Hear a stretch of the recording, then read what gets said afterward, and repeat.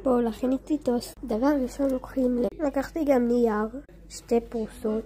דבר לוקחים גבינה. אתם יכולים לקחת כמה פרוסות שאתם רוצים. אני לוקחת 1. אחרי שלקחתי חתיכה אני שמה בצד אחד.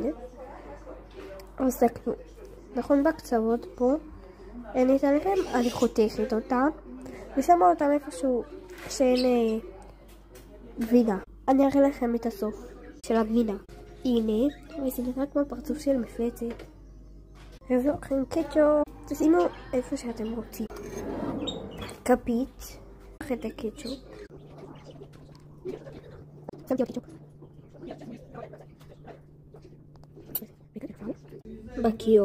אחרי זה שסיימתי, לוקחים את הלחם ושמים אותו.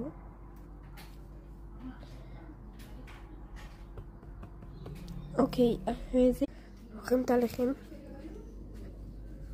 שמים בתוך הטוסטר, אבל לא לשכוח להדליק. אז חברים, נראה לי שזה מוכן. עוד לא, אבל שתבינו, רק לפני לא יודעת 60 דקה שמתי. לא דקה, פחות.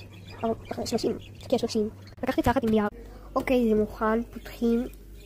אני אוהבת אותו קריספי כזה. לא לשכוח לכבות, חבר'ה.